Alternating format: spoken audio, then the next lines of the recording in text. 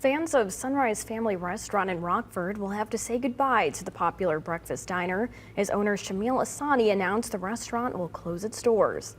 The business is located on 5683 Waynesford Way. Asani thanks customers for their support and says the memories will stay with staff and ownership forever. With plans for a brand new restaurant to take its place in the coming months, the new management team has no time to waste, bringing in Rockford's first Syrian-themed restaurant.